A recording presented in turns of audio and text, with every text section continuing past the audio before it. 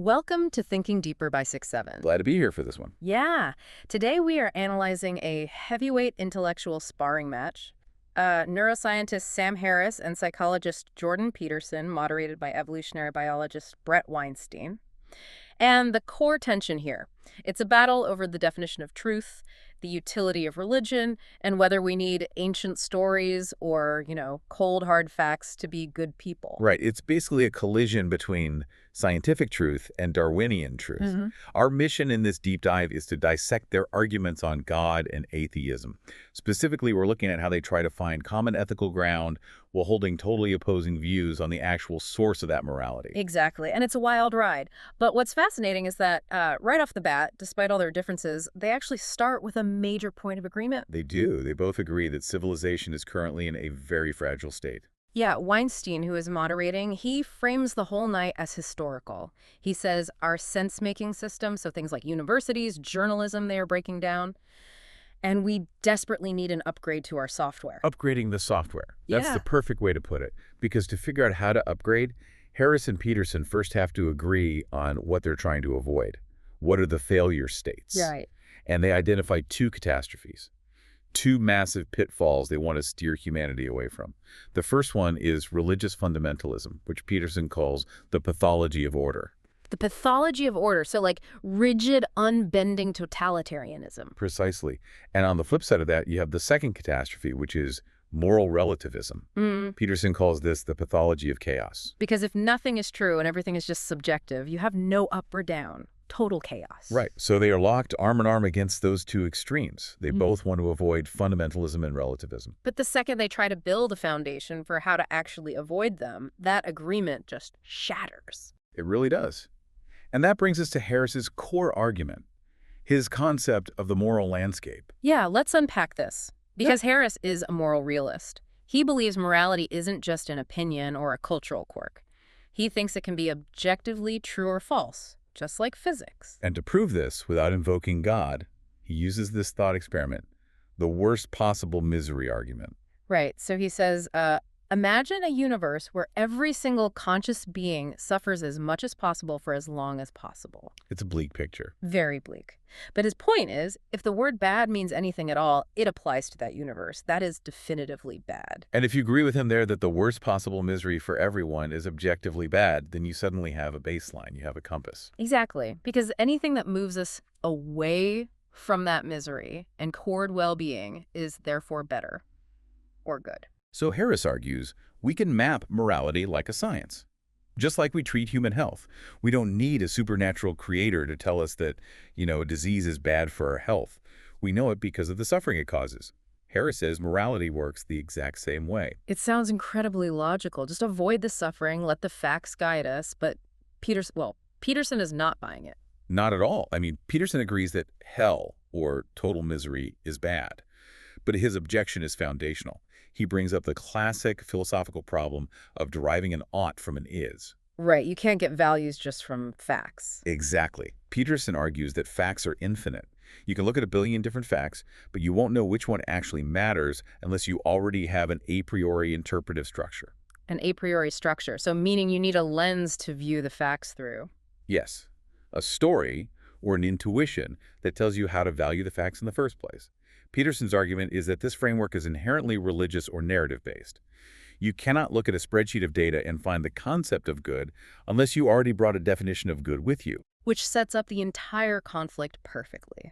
But hey, before we see exactly how Harris reacts to that challenge, I want to jump in and say something to you, the listener. If you like my channel, please subscribe and press the like button. It really helps us keep these deep dives going. It does. Okay, so moving back to the friction between them.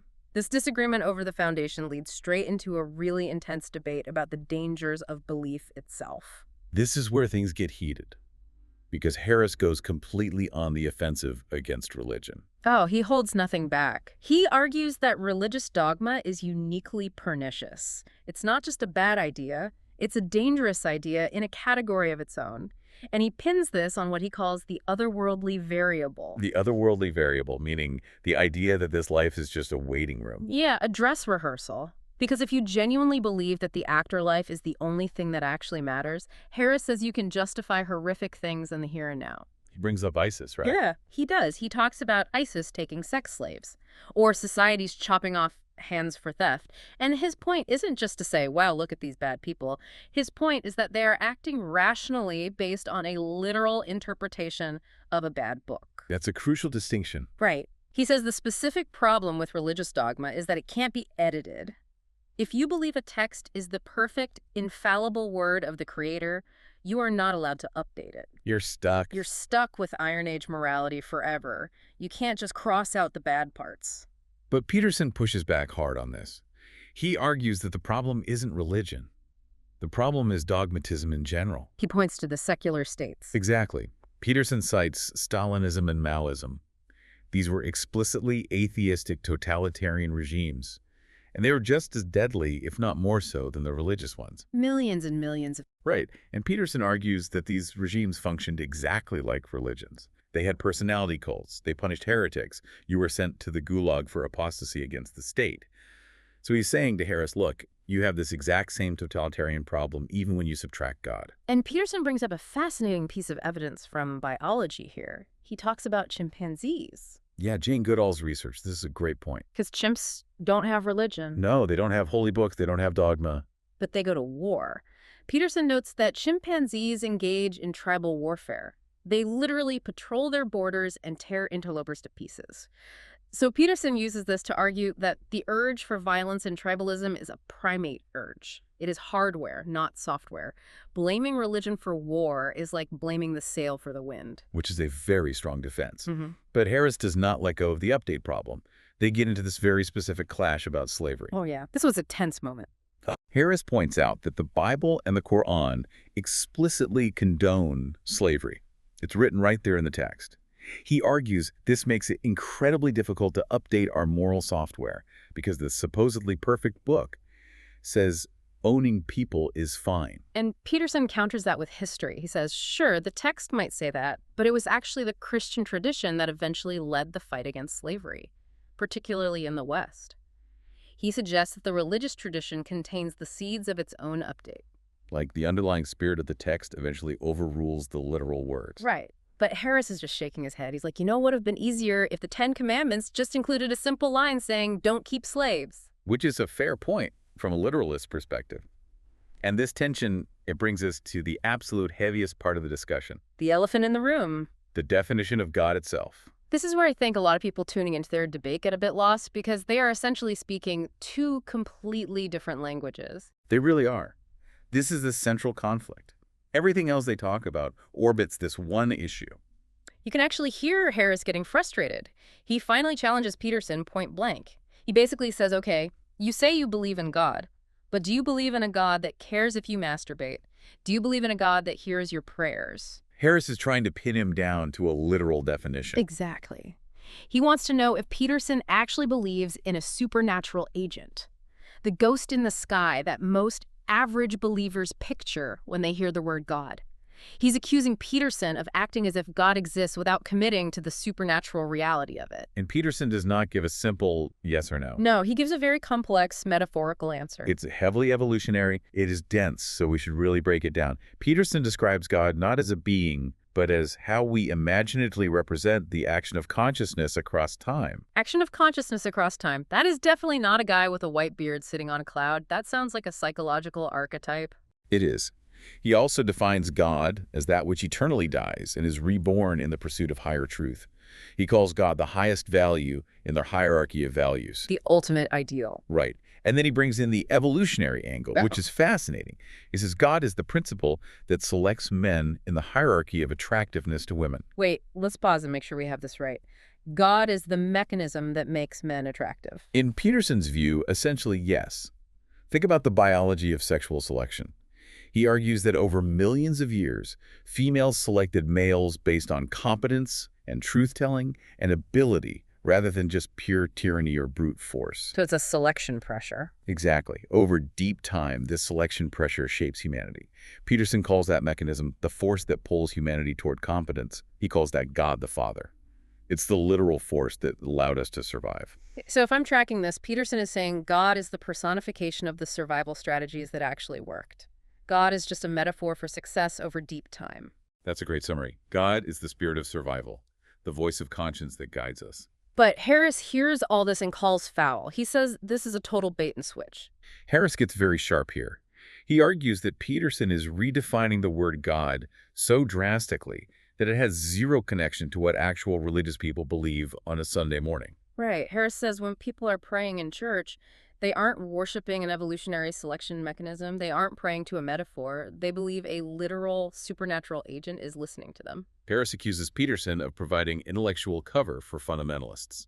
Because Peterson is using this highly sophisticated, defensible definition of God, what Harris calls the mot, to protect the indefensible, literal, magic God, which is the Bailey. It's the classic mot and Bailey fallacy. Harris thinks by pretending God just means ancient evolutionary wisdom, Peterson is giving a free pass to the people who believe in literal magic and dangerous taboos. It is a profound clash. God as a person versus God as a process. And right when they are gridlocked, Brett Weinstein steps in to try and bridge the gap.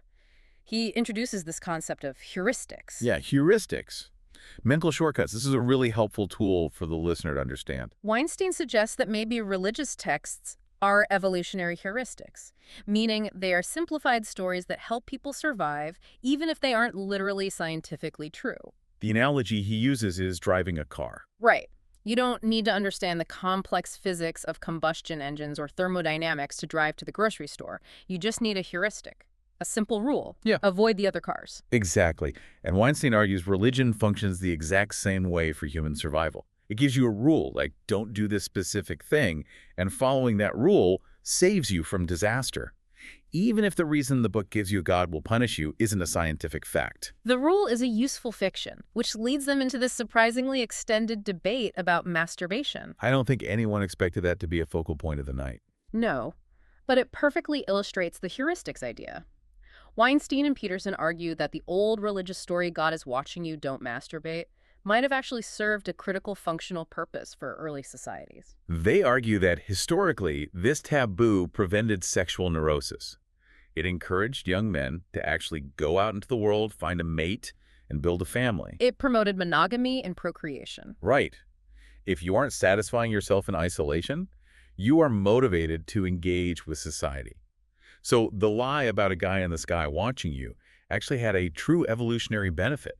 It kept the tribe alive. But Harris completely rejects the necessity of that. He pushes back, saying we don't need the lie anymore. We can have a totally rational scientific conversation about the potential harms of pornography or the societal benefits of monogamy. We don't have to invent a Poseidon who gets pissed off when you masturbate. Harris wants direct access to the truth. Yes. He thinks humanity has grown up. We have the data now. We can just look at the psychology and say, hey, this behavior isn't healthy. We don't need the scary story. But Peterson's counter is that the scary story, the narrative, engages the human mind at a much deeper level than dry data ever could. We are a species that runs on narrative. We don't run on spreadsheets. And speaking of engaging at a deeper level, Peterson actually offers an experiment to the audience to prove his point. This is a really practical takeaway from the deep dive. He calls it a form of prayer, but he frames it entirely psychologically. It's something you listening right now could actually try. He challenges people to sit on the edge of their bed. Just sit there, clear your mind, and admit you did something wrong that day. And then you ask a question. You ask, what did I do wrong and how do I fix it? Peterson says if you actually ask that honestly, you will get an answer. He guarantees an answer will manifest in your mind. And the kicker is, it will not be the answer you want to hear. It's going to be a hard truth. Something like, you need to apologize to your coworker, or you need to stop lying to your spouse. He calls that prayer. He says, you are communicating with something beyond your conscious ego. Maybe it's your conscience. Maybe it's that God structure he was talking about. And you'd think Harris would reject this as magical thinking. But he doesn't. No, Harris actually accepts it as a totally valid psychological exercise. He agrees that you are communicating with your own subconscious. You're breaking through your own cognitive dissonance and denial. But Harris draws a hard line at the label. He refuses to call that process supernatural. And he refuses to call it God. For Harris, it is just neurology and psychology. While for Peterson, the psychology and the spirituality are woven so tightly together, you can't actually separate them without losing the meaning. Exactly. So bringing this all together, we've looked at their arguments, the definitions, the clash over dogmas. Where does this deep dive actually leave us? If we zoom all the way out, what we are really witnessing is a clash between two fundamentally different types of truth. Right. On one side, you have Harris fighting for truth as scientific fact. Truth is what can be measured, observed, and proven in a lab. If an ancient book says the world was created in 6 days, and carbon dating says it took billions of years, the book is just objectively wrong. End of story. But on the other side, Peterson is fighting for truth as evolutionary survival, narrative truth. Meaning true is whatever helps you survive. Exactly. For Peterson, if a story about a resurrection or a divine judge helps a civilization build hospitals, create transcendent art, and avoid falling into violent nihilism for 2,000 years, well, then in Peterson's view, that story contains a profound truth. A truth that is arguably deeper or more functional than a dry list of facts. So for you listening right now, here's the ultimate takeaway from this sparring match. Harris offers clarity. He is offering you freedom from superstition. He gives you the ability to constantly edit your beliefs based on new evidence. His entire goal is to protect society from the guy who thinks God literally told him to chop off your hand. And Peterson offers depth. He's offering protection against the void, against nihilism, that creeping feeling that nothing actually matters. Peterson argues that without these ancient, deeply rooted stories, we are really just smart monkeys with nuclear weapons. We lack the underlying moral software required to keep us from destroying ourselves. It's the difference between a map that is technically geographically accurate but gives you no destination to travel toward, and a map that might have literal dragons drawn on the edges, but it actually leads you safely home. That is a brilliant way to conceptualize it. Yeah. And I think it leaves us with a really provocative final thought for everyone to mull over. What's that? Think about this. If a useful fiction, like a religious narrative, helps a human civilization survive and flourish better than cold, factual truth does, which one is actually more true? Is truth ultimately just about atoms and physics? Or is truth at its core about survival? Wow. That is definitely a question that will keep you up at night. Thank you for joining us on this deep dive into the minds of Harris and Peterson. It's been a great conversation. We will see you next time.